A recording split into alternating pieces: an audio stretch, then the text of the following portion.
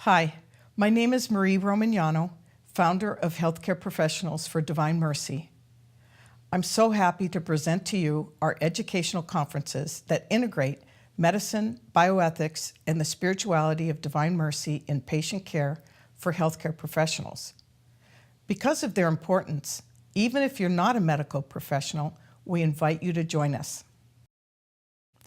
Today, I wish to summarize a conference presentation titled Catastrophic Head Injury Case Study and Life-Changing Sequela, and hear my medical case management for Police Officer Todd Lentocha, and also hear his and his wife Alison's testimony about their difficult journey after his traumatic brain injury. Todd was a Hartford police officer injured after a truck slammed into his parked cruiser at 75 miles an hour. He had a crushed skull and barely survived the 5-minute drive to the local hospital. A local pastor was the first one on the scene, and he prayed with Todd until the ambulance arrived and also visited him every day that he was in the ICU. His wife told me when I first saw Todd, "We want him no matter how he is or will be." Those words touched me greatly. Todd had an extensive brain injury, including 90% right and 20% left occipital lobe damage, as well as a severed sagittal sinus vessel. In these situations, there is a greater than 90% mortality, and if the patient survives, there is a significant morbidity. Postoperatively, he had seizures, clotting in the torn sagittal sinus vessel, aspiration pneumonia with a high fever. The prominent neurosurgeon did not expect him to live. Due to clotting, the neurosurgeon had no choice but to start heparin 3 days after brain surgery, and amazingly, Todd survived. One day after emergency surgery, he woke up and called out his wife's name. Alison was shocked that he recognized her. His long-term memory was good, but he struggled with short-term memory. He was sent to a rehabilitation hospital and after only 17 days, released to go home. He was understandably weak and unsure of what he could and couldn't do. Todd struggled with eyesight as his left peripheral vision was gone and his central vision had little clarity, which he described as like opening up your eyes underwater. He battled with his loss of vision and had a repeat MRI and eye exam at the Massachusetts Eye and Ear Infirmary that confirmed his blindness. Todd fell into despair, wondering if he would ever return to work and be his old self. One day, the neurosurgeon explained to him the significant mortality and morbidity in patients with his injuries. This brought Todd comfort and relief as he realized how fortunate he was, and it was time to look to the future and move forward with his wife and children. He wanted to be an author and eventually completed his book, Officer Down, Man Up. Alison, a registered nurse, is always reminded of the words the pastor said to her in the bleak moments immediately after the injury. Where there is life, there is hope. If you would like to hear the full story and the breathtaking details, please listen to the conference presentation of Todd's recovery and their journey through rehabilitation. Thank you.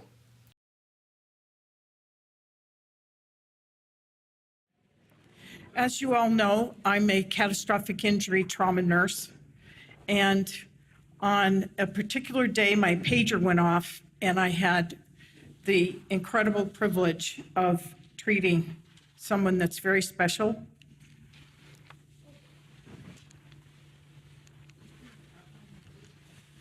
A East Hartford police officer was struck from behind. And he had a canine unit. This is the car after, and he was taken directly. He was very close to Hartford Hospital, so that's where he was taken. You can see the car, I hope, a little bit better here. And when I first met Todd, this is what I saw. But before I went in the room, I met his lovely wife, Alison. And I just have to tell you, it was tough.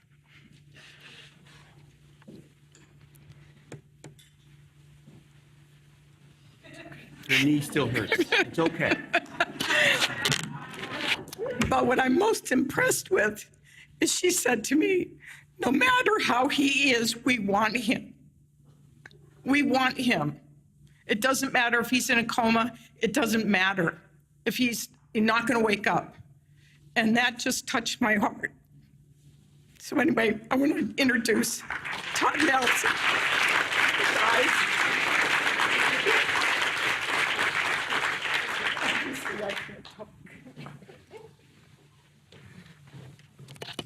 Well, good afternoon.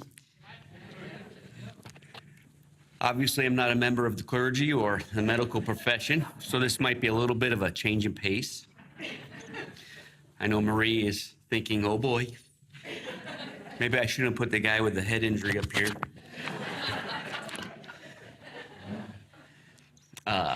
If you think of all the speakers we've had today as the meat and potatoes and vegetables of the day, I guess that would make me the dessert, right? And as all good desserts, I hope to leave you wanting more, and that's because Marie only gave me about 30 minutes to tell this story.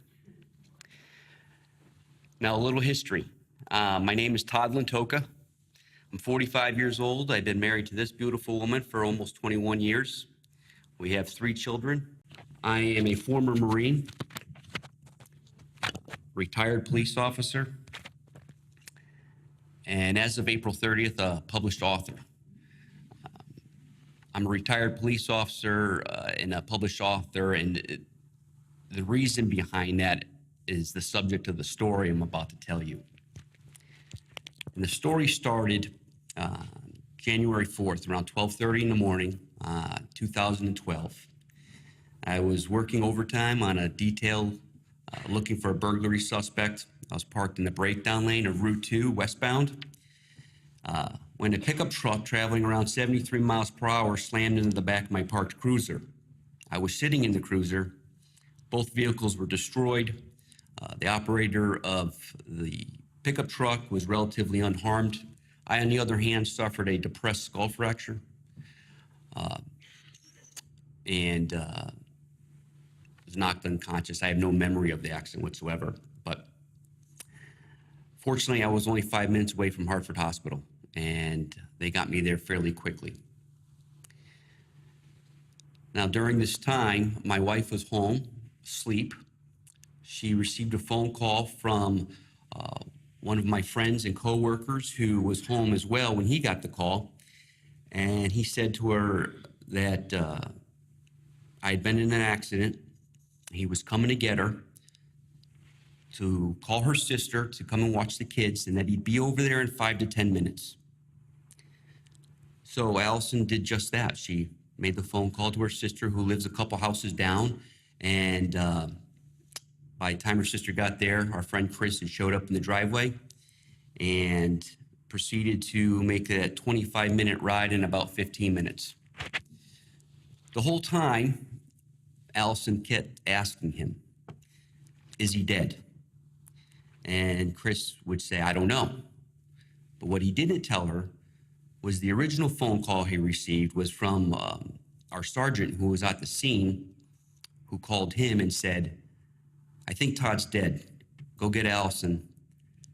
Bring her to Hartford Hospital, but don't tell her yet. So poor Chris has to deal with this the whole ride with this. He thinks he's driving his friend's widow to the hospital. So they get to the hospital, and Alison would describe the scene as a sea of blue. Hartford officers, East Hartford police officers, some would come up to her as she was walking to the family room with a security guard and express their condolences. I'm sorry. I'm so sorry. She would get to the family room, and she was met by some doctors and nurses who had pictures of my skull, and she describes it didn't look that bad. So I don't know if that's her exact words, but and the emergency room doc had said that I was conscious when I arrived. Apparently, I was complaining that my head hurt. So I had a 2 by 4 inch hole in my head at this point. So piece of luck that happened on an otherwise unlucky evening. The doctor that was on call was the head of neurosurgery for Hartford Hospital, Dr. Anand Qureshi. And he was called in to come in and fix me up. So he arrives, he makes contact with Allison and brings me into surgery. A few hours later, he comes out, and the damage was a lot more extensive than he originally realized. I had 90% of my right occipital lobe was destroyed, 20% of my left, and the superior sagittal sinus vessel was severed. He wasn't able to repair it. He had to clip it off.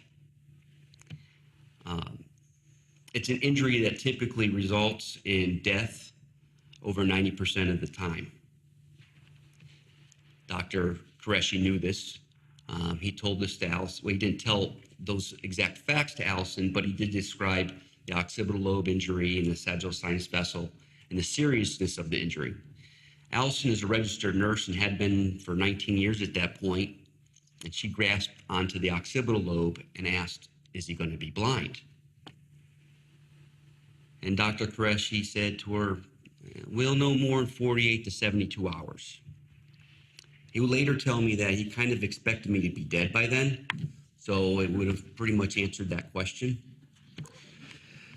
But 48 hours, I'm still alive. But I was developing a clot in the vessel that was clipped off. And this was serious because any possibility of recovery was going to be because of if my blood could find an alternative way to flow out of my brain, I might have some possibility of recovery. But if it kept clotting, obviously this wouldn't happen. So Dr. Qureshi did something that a lot of people would say needs, I think the word we just used earlier is gumption. He put me on heparin 72 hours after this major surgery. And it was really the only choice he had. So I'm put on heparin. They put me in a drug-induced coma. I'm put on a ventilator rather. And it kind of becomes a wait and see kind of thing. And for the next 30 days, Allison does not leave the hospital because she realizes that the possibility of me living is very slim, and she did not want me to die alone. And we lived 25 minutes away from the hospital. So she lived in the waiting room along with her sisters. Friends of my police friends would stay with her. Somebody always stayed with her. Our children, 2 stayed with one sister-in-law, another stayed with another sister-in-law. And it became what my wife would describe as Groundhog Day. And neither day was good. It was always something bad. I'd have intracranial pressure spikes. I'd have seizures. I was aspirated in the field, so I had pneumonia and 104 temperature. I'm told that they wrapped me up in something called an Arctic sun, which sounds a little bit like a beer coolie without the fun. But quite often Allison would be told by the PAs and APRNs, who I got the feeling got the short end of the straw here, and they would have to tell her, "We've done just about everything we can do." And then Dr. Qureshi would be contacted, and we'd double this and triple that. And I'd still keep holding on. Well, eventually, I'm not getting any better. I'm kind of staying status quo. They start taking me off the narcotics, off the coma medication, weaning me off the ventilator, just to see what transpires. And I start getting better. I'm alive. I'm a head of lettuce, but I'm alive.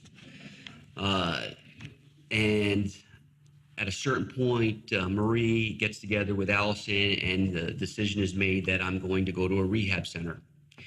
And the night before I'm supposed to go to the rehab center, they take me into surgery to clean up my incision. I have two levels of titanium mesh covering the hole in my head, and I've been laying on it for a while, and from what I understand, it wasn't pretty, and I think Marie got in a little trouble. She was taking some pictures or something. So they cleaned it up, and when I come out of surgery, Allison's staying by my bedside. I'm in a step-down unit at this point, still critical care, I believe, and I wake up, and I say, Al. I always call her Al. I have for years. And she says, Todd? I said, yeah, Al. What the hell happened to me? That's as salty as I'm going to get, Marie, I promise. So she's a little shocked because my wife has been a nurse in med surg and rehab hospitals and insurance companies and post-op and pre-op, and she understands the extent of my injury, and I gotta think hope wasn't very close to the surface of what was going on for her at that point. So she starts asking me questions. Do you know who I am? I'm like, yeah, you're Al. What happened? So she tells me, she says, you were in a car accident at work. I have no memory of this. I don't know what she's talking about. She says, you were in an accident at work, and she says you were in Todd Mona's car. And the K9 car wasn't mine. It was this guy, Todd Mona, who I was working with that night. He wasn't in the car, and the dog wasn't in the car. But of course, I asked about the dog. Remember, I got 4 dogs, so it's natural that I would ask that. But when she told me whose car I was in, I started to realize I remembered where I was. Where I was that night. I didn't remember being in the hospital, of course, but I remembered what I was doing. My long-term memories were good. I remembered I was on a detail. I was working overtime. I remembered it was cold. I also thought it happened the night before, not 33 days beforehand. So she asked me questions like, do I know my kids' names? Do I know their birthdays? Things of that nature. And I did. So the next day I'm sent to rehab over in New Britain. And I skip ahead to that because I don't remember much after that particular conversation. And my first real memories at the rehab center are being hoisted out of bed because I have been laying down for 30 days and I have no muscle tone, and I'm wearing a diaper, catheter. I have hair in my head. I hadn't had hair in my head in 12 years. And I'm a little confused. I really don't know what's going on. I'm a head injury patient. That's what happens, I guess.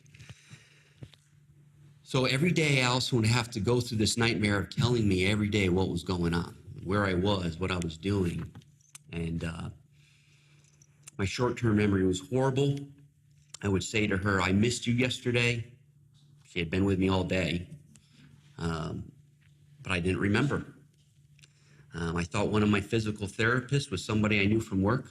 I kept calling him by that name. I didn't know I was blind. It took a little while to figure that out because I could make out shapes and colors. And I knew I had a fentanyl patch on my shoulder, and you all know that's a pretty powerful drug, and I figured this is some good stuff because I really can't tell what's going on. And I figured once it came off, I'd be fine. Well, it came off, and I remember being with my occupational therapist who was perfect, twisted sense of humor just like my own, and it worked out really well. And I remember saying to her, there's something wrong. There's something wrong with my depth perception. And nobody would say, hey, you're blind, and you're going to be blind. And why would they? I'm supposed to be dead, right? I'm not supposed to see anything at all. I'm supposed to be seeing black. I'm supposed to be working on a cane and a dog and all that. But I'm still able to get around, kind of. I start getting my muscle tone back. Eating's difficult.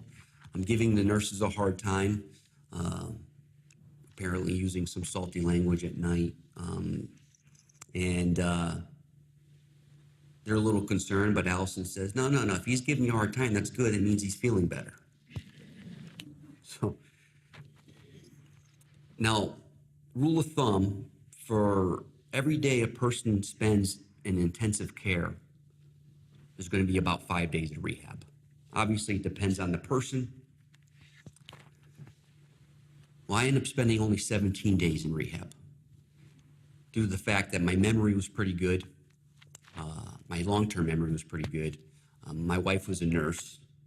But what I do remember is when we had that meeting about letting me go, and Marie got a hold of that, she was none too pleased.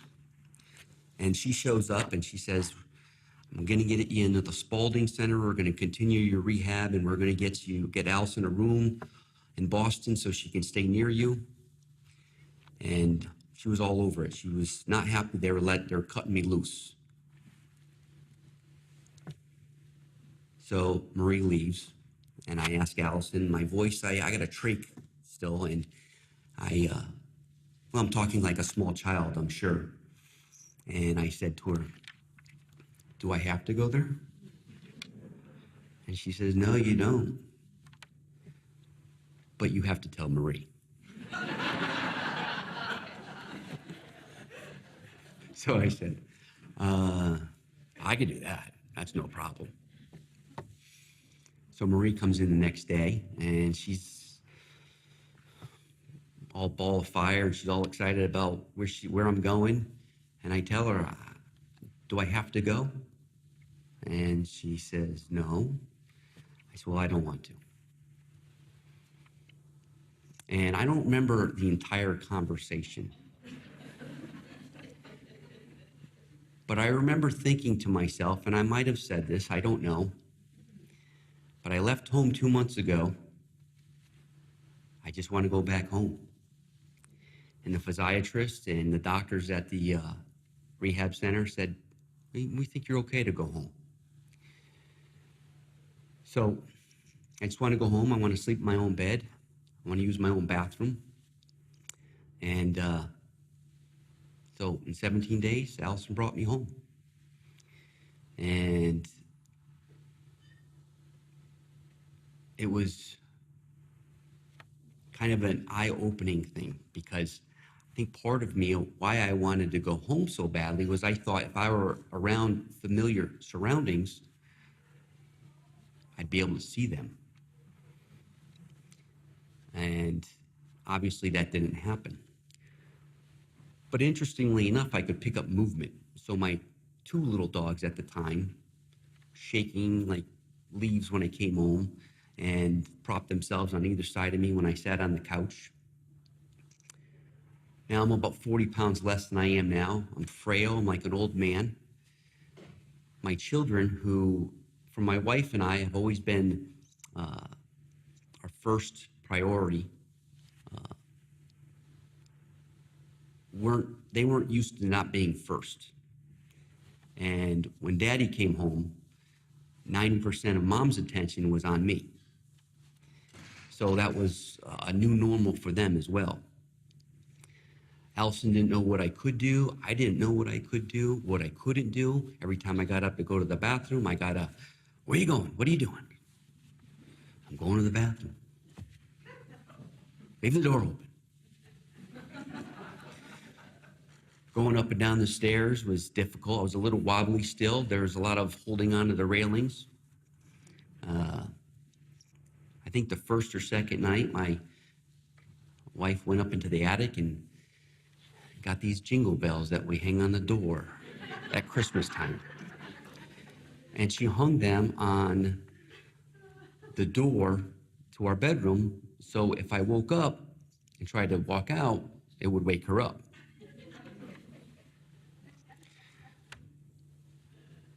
So I remember thinking this is completely ridiculous, but I'm in no condition to argue with her, obviously. I'm just happy I can make it to the bathroom and back. So that's a funny story, and it's one we continue to tell to this day.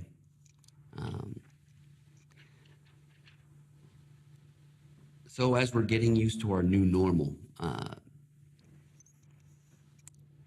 I'm getting used to trying to feed myself, which is difficult because my vision is best described as low vision. I have no left peripheral vision due to the 90% of my right occipital lobe being gone, and my central vision is very similar to jumping in a pool of water and opening your eyes. It's that kind of clarity or lack of clarity. So Marie sets me up with a mobility specialist from Cooper, and I think it's Cooper, right? And very nice lady. I can't stand her. And it's not because of her, it's because she's teaching me to use this white stick that when she gave it to me, I thought I was going to throw up. Because I wasn't going to be blind very much, not much longer anyways. I was going to get better and I was going to go back to work. So I kept telling Alison, I said, I don't like when this person comes over. And she said, well, you're going to have to tell her. So I did. Like a coward, I did over the phone, though. So I broke up with her. And then I had to tell Marie. I had a lot of bosses to answer to.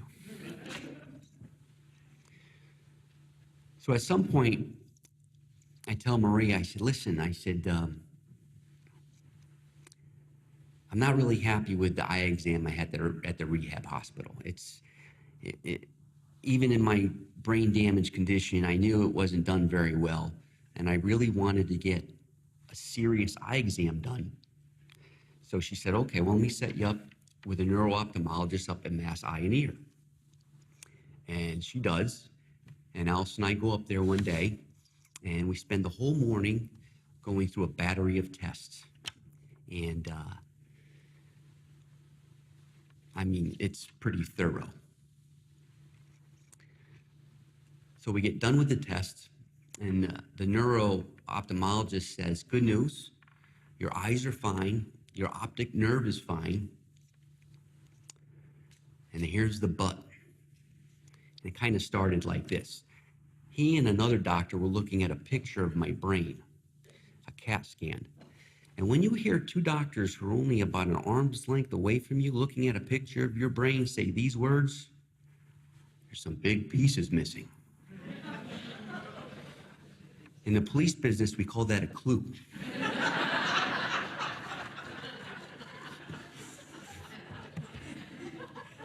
And I knew I was in big trouble. And I was not pleased. I was not happy because in my head, I thought I was going to go up there and they were going to say something along the lines of, we're going to wait for your brain to stop healing. We're going to wait maybe another 6 months or so. And then we're going to fit you with some glasses or some kind of device that's going to help you see. So maybe I can drive a car again. Maybe I can go back to work in some capacity. Maybe I'll see the faces of my children. But that's not what they were saying. They did say that they could hook me up with vision rehab, which would teach me how to use what I do have left. So we set up appointments. We're going to go up there once a week, up to Boston from Connecticut, for as long as it takes. So we go up upstairs or downstairs, I forget where it was now, and we meet with that doctor, do some more tests. I meet my therapist, and I like her right away because she's one of the few people at this time that doesn't talk to me like I'm a head injury patient. And that became something that I was starting to get a little irritated with because I didn't realize what people saw me like. I didn't realize what their perception was. It would be told to me later on, but I didn't realize it at this point. So we're in the car and we're on Sturo, and I'm looking out at the water, and we're heading toward the Mass Pike, and I am in the depths of despair.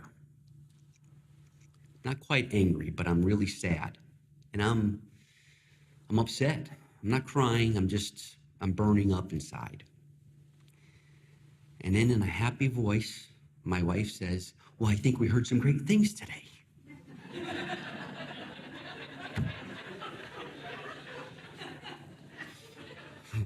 I'm like, huh?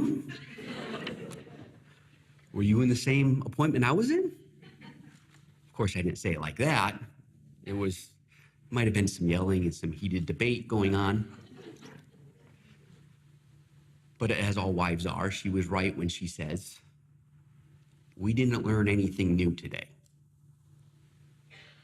We knew all of this. You know all of this. And she's right, but I didn't realize at the time that I did know, that I had been told this numerous times. And I think that was part of the stages of grief, that denial.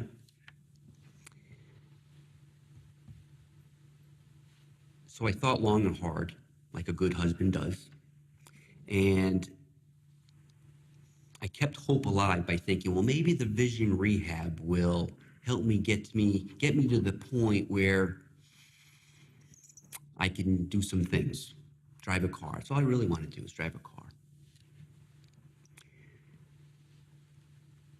So we go home and we continue. I start going to the gym regularly, and I can make my way around a track at the high school pretty well, as long as somebody drops me off and my 8-year-old's there to babysit me. Actually, he was 8. He was 11 at the time. I'm sorry, but he was little, so whatever. But I'm getting stronger physically. And in my head, I'm thinking, it's only a matter of time before I get better. I have 2 years under the law to get better. Hartford Hospital calls me. They want to use my bulletproof vest, my ballistic armor, to put up in a glass case in order to show the connection between the police department and Hartford Hospital. I tell Alison, I'm going to need that. They can't have that. Things like that. So at a certain point, I go for an MRI. And I say certain point a lot because this is a serious head injury. It's a 2-year period. It's all a little fuzzy, and a lot of my timing issues and of the story are a little off. So at a certain point, I go for an MRI, and we see Dr. Qureshi again, and he reiterates something that he had said to me the first time he met me.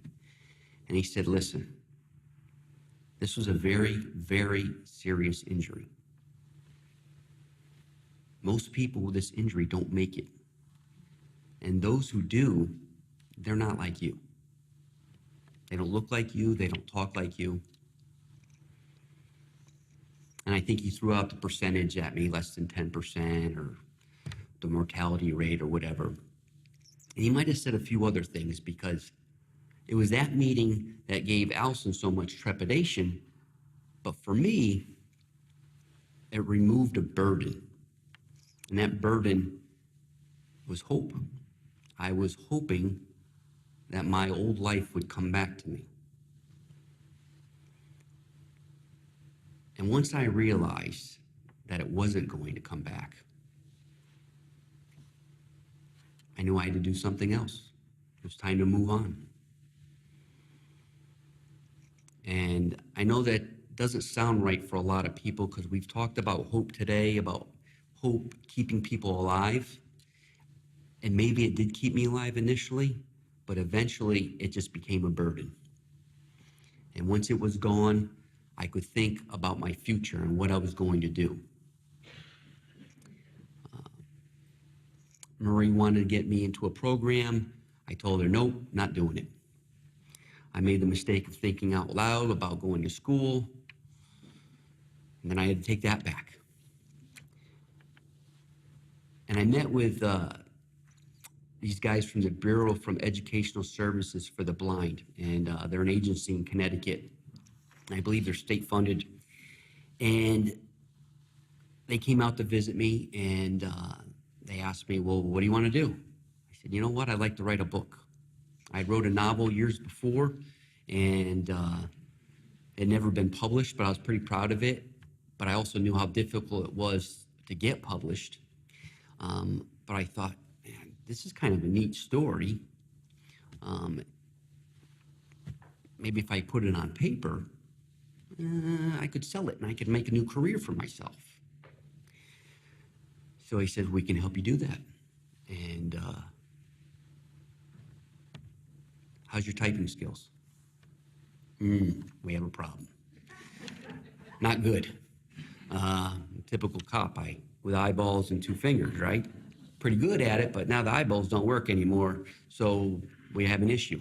He says, not an issue. We'll hook you up with a program that teaches you how to type the way you're supposed to type, touch typing. We're gonna hook you up with an audio program called JAWS. You're gonna be able to maneuver around the computer. We'll teach you everything you need to know. We're gonna put you on this program.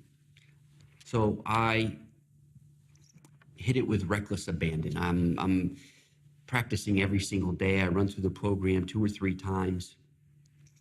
He comes to me whenever I want, and he comes over and he hooks me up with the JAWS program, and I'm going to start writing my book. And I thought, well, writing about myself is kind of an exercise in narcissism, and I'm not sure I'm ready for that yet. So I wrote a novel, and it wasn't very good. But it was good therapy. And I got a lot of stuff out. And every time I talked to Marie, I could hear the trepidation in her voice, because Marie is published and she understands how difficult it is and how disappointing it can be to go down this route. And she's trying to soft sell the school idea, and it's just not working. And I'm going to continue doing what I'm doing. Well, turns out I go to church not very often. I'll tell you that right now. But I'm at Mass, and our pastor, Father Rick, who came to the priesthood later in life, used to teach kids that were blind. So he had an interest in me. And he says, how you doing? I said, I'm doing pretty good. And he says, what are you up to? I said, I'm writing a book. Oh, really? I always wanted to write a book.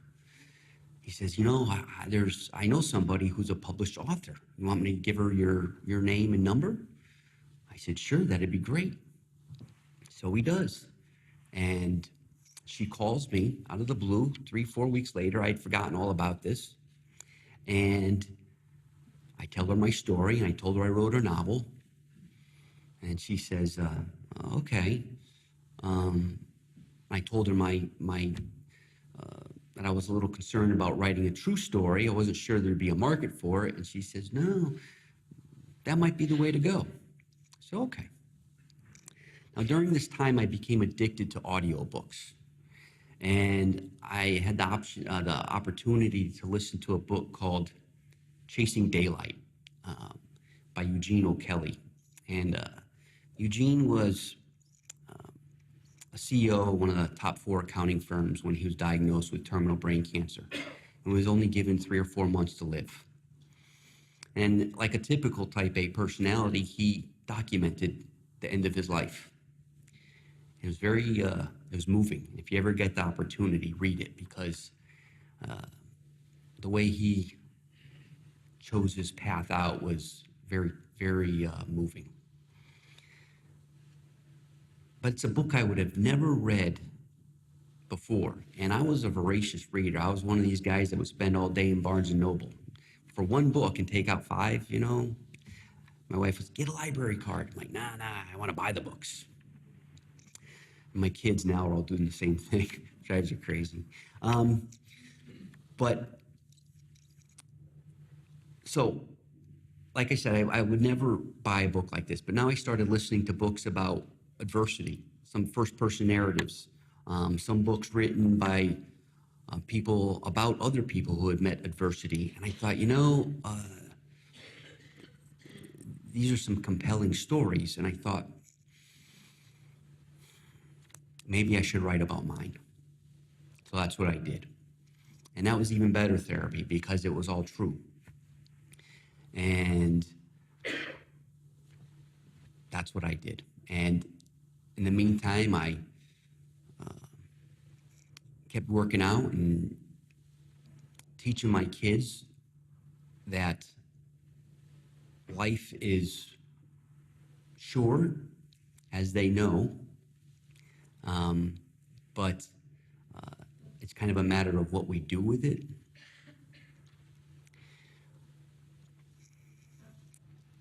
And I think one of my biggest inspirations not only was my wife, but my 3 kids. And I didn't want them to be ashamed of me. I wanted them to think when they got older, especially when they understood that, hey, Dad he really got knocked down, but he didn't quit. He didn't quit on us. And that has been my inspiration. It continues to be my inspiration. Even though 2 of them don't want to read the book because it's painful for them. This is their life. Austin, my 20-year-old, who was born mentally handicapped, is the only one who asked to bring the book to school. So he's not my favorite. So there were a lot of spiritual issues that surrounded this entire endeavor, and there's a lot of moving parts. There's no way I can tell all of it to you in 30 minutes. But if I were to extend a message, it would be this. I'm going to paraphrase one of the great thinkers of our time, Rocky Balboa. When he's arguing with his son on the streets of Philadelphia, and he says, "Life ain't all roses and rainbows. It's not about how many times you get knocked down. It's how many times you get back up that count." Now, my wife is going to address some of the spiritual issues that I was sleeping for. And they're also compelling and very interesting. And I hope you enjoy it, and be nice to her because she's a little nervous.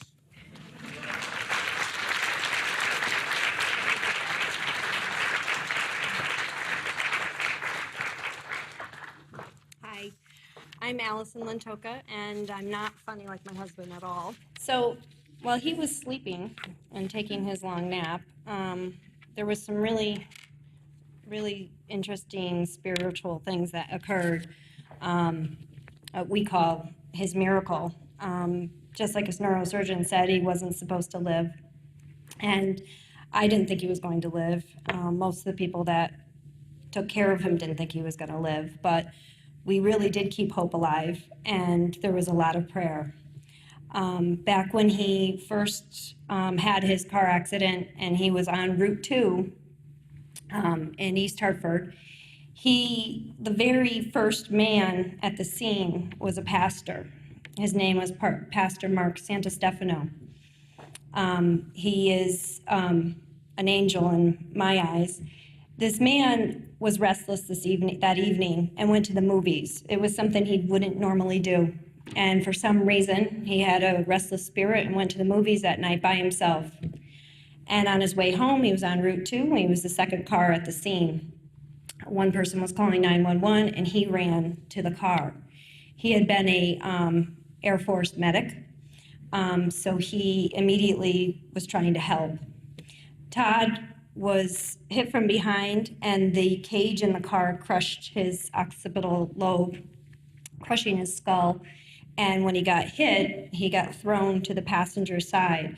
So Mark was on the passenger side trying to help him, couldn't turn the car off, so he was praying the car wouldn't blow up. And he kept praying and praying and praying with Todd. There was a sea of blood, as his friends had said when they saw him at the scene. They couldn't recognize him. They didn't even know which Todd it was because there was so much blood on his face.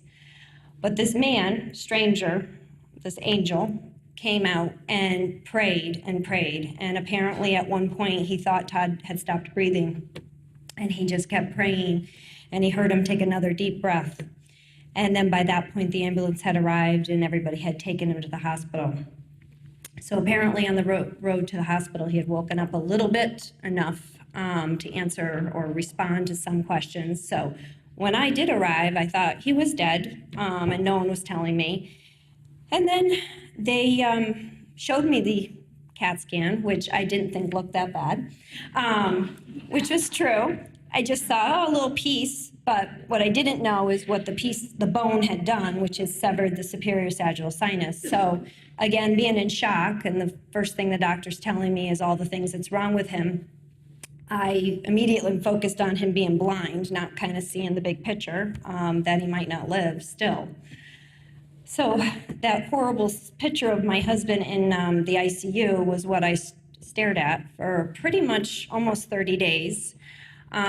He was put into the induced coma. When they put him on the heparin, I thought, okay, he's going to bleed out. How is anybody going to survive after being in a major car accident, then put on heparin? That just doesn't make any sense to me. I knew he had to go. It was a catch-22. If they didn't do it, it would be worse. But I pretty much thought that was going to be the end. But the interesting thing about that pastor is that he showed up every single day at the hospital. The first day he showed up, the day of the accident, because this happened at midnight, that day he arrived and handed me my husband's flashlight. And I looked at him like, who are you? You're not a police officer. I don't know who you are. And he told me what he had done. And I was like, this is just ironic. And this man was so devoted that he came to the hospital every single day for 34 days. And he prayed with who was ever in the ICU waiting room. If I was out there and I could take him in, he would pray with me, with Todd.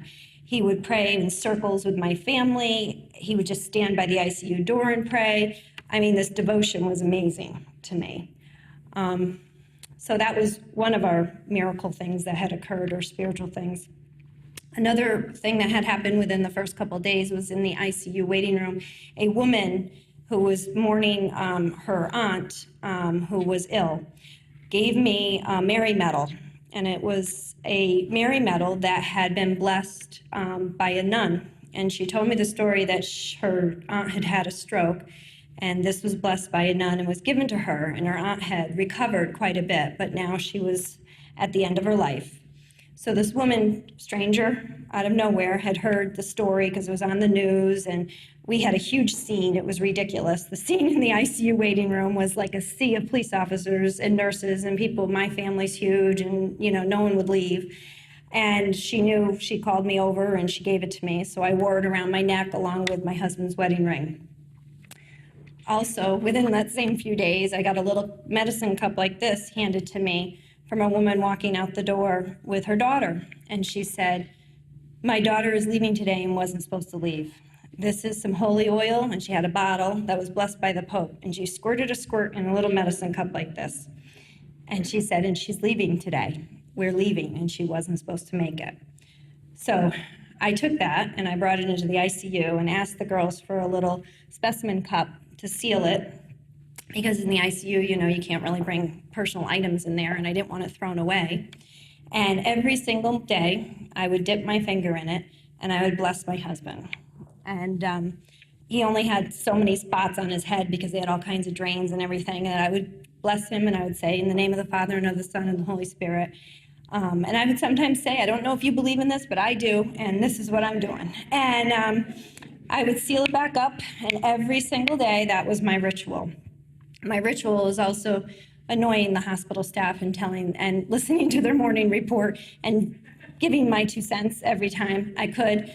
But I literally lived in the waiting room because I just didn't want him to die alone.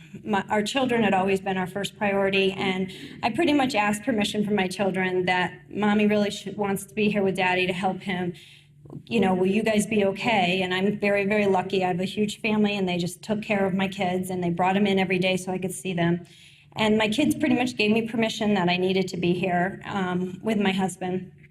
We prayed in the chapel at the hospital, and they were very understanding, but I felt that I had to give him my all. Like, he never required being a Marine, being a police officer. We had 3 kids, we have a special needs child. We just lived our lives, and we were there supporting each other, but I never took care of him. And so this was a very odd role to have to take care of my husband.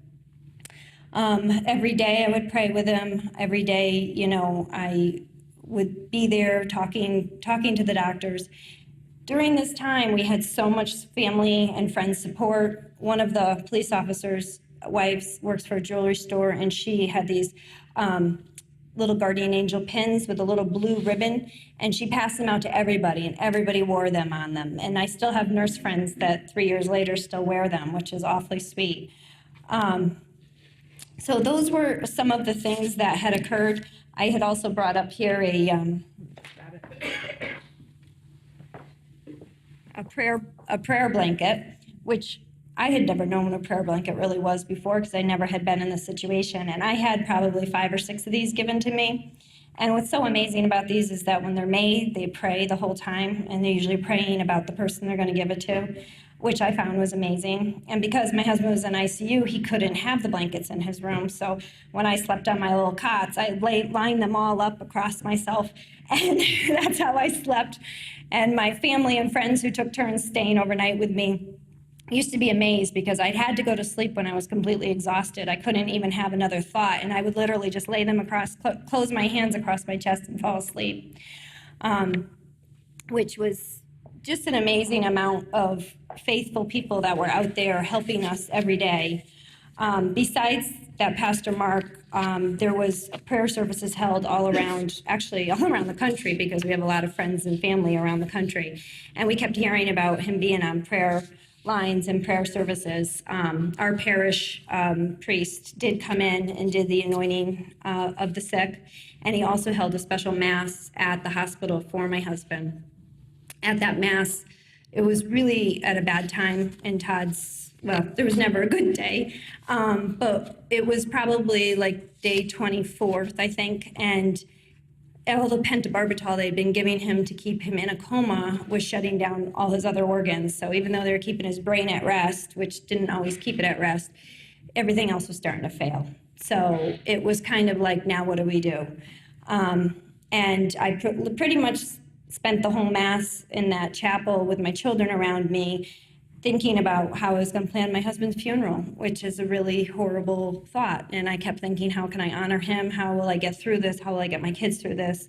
And, but that particular week after that prayer service, my husband's, they took him off all the coma medicine, and all of a sudden he started to turn around.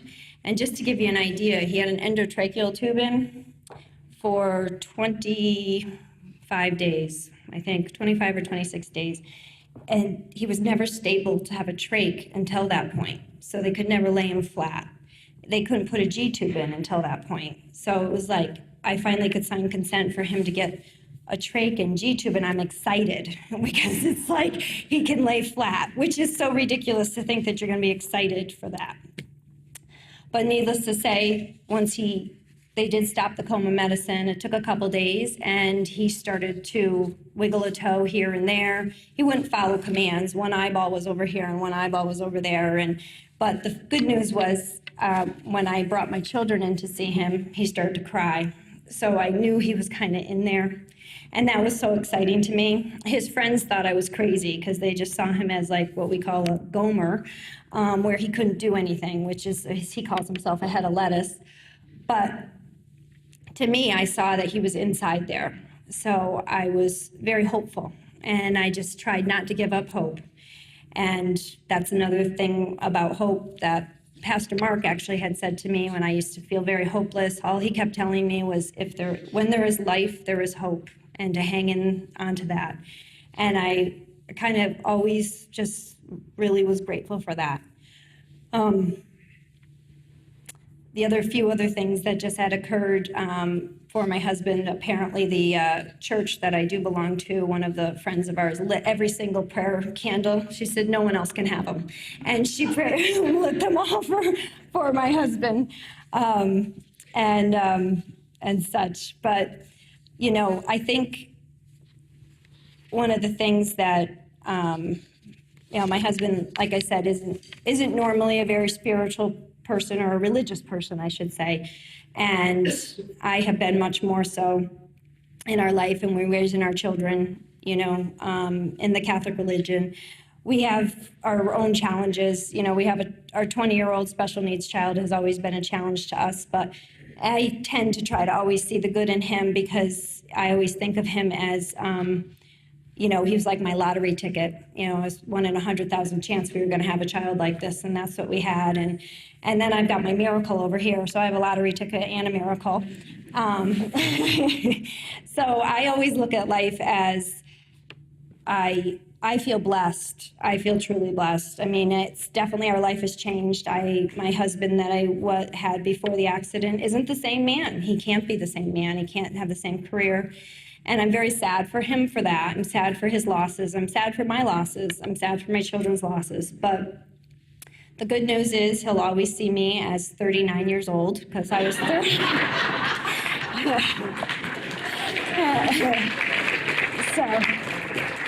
So I won't ever age in his eyes, which is kind of a blessing. I kind of wish he couldn't feel me until that I'm fat, but that's okay. But that's okay. I'm grateful that I can hug him and that we still have each other, and hopefully will for a very long time. So I just wanted to share with you all the little spiritual, there's millions of other things I could tell you, and I'll tell you that the hundreds of people that outpoured to me, I have bags of cards, and I mean, people gave money, people gave all kinds of gifts and food for my family, and just the outreaching support was amazing to me, and it really renewed my faith in people and humans and good kindness. You know, sometimes you can get really bogged down with some negativity. You just have to put the TV on, and it's kind of depressing. And you start to lose your faith sometimes in the human race and the goodness of people. And during that time, I was so renewed, and my faith in God and my faith in good people and humanity was definitely restored during this whole horrible accident. But thank you very much, and I hope you enjoyed it.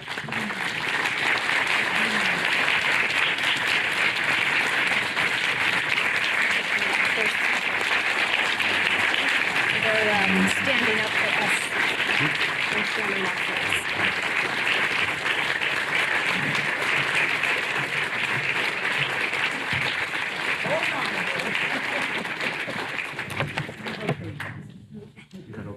Maybe I'll stop crying and never talk. Well, there's just a couple other things. During this whole time, of course, I was the ICU nurse in full gear, and about day 5, I know you did. Give it out. Yeah, I think it was this one. No, it was this It one. was this one. Yeah. Okay. This is what we had in the ICU. That's exactly what we had. And we had the same Divine Mercy images also in the rehab. And that was one of the most exciting parts for me, because I would just look at Todd and look at Alison. I'd feel so safe that they were under the rays of our Lord. And I remember, I just want to tell them this. One night, Todd called me, and he goes, "There's a bunch of cops out there." I'm like, "What are you talking about?" He goes, "Yeah, he wasn't kidding." Well, little did I know, the next day I got paged, and 2 of the employees of the hospital for special care were shot and ended up being my patients. I couldn't believe it. And I have talked about that case 2 years ago, I think it was, but Todd and Alison were actually in the room. So locked down, the whole 9 yards. So anyway, we sort of wanted to show you guys something. And here it is, Todd's book. Come on, Todd. He talked me into this. Okay? We were doing Checks in the mail. Yeah, we were starting vocational rehabilitation. Todd did not want to go to school. That was it. He would not go. And I'm like, okay, I'm just going to accept this, Lord. He wants to write a book, then I'm going to support it. I got the first draft of this book. And this is what I got. Yeah, I got to clean that up. I said, Former Marine, so it's we speak in a certain language. yeah, and I said, Father Kaz said, it's a little salty. Can you just tone it down a little bit so we can put it in the Marion bookstore? Anyway, but I do want to tell you that in the middle of Todd's amazing recovery in the days in the ICU, I would call Father Kaz and said, what are we going to do? He's not waking up. He's getting worse. Who gives heparin to a head injured patient, right? I mean, Alison and I are talking shop every day. Come over here, young lady. And I just can't tell you how tough this was, because Alison and I knew, forget it. But we weren't letting go of hope, and we weren't letting go of prayer. So anyway, Father Cass, come and tell us about the book signing before I start bawling.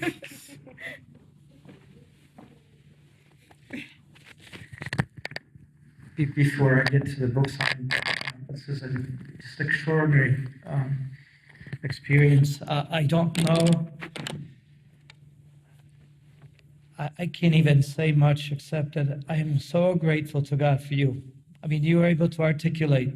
No one would ever believe that you had to go through this. No one. I don't think anybody here, because you're so articulate. You were able to say everything in a way that it's almost impossible, because when you have to go through this and you're able to talk about it the way you did. Thank you, Alison. Thank you. There's no way.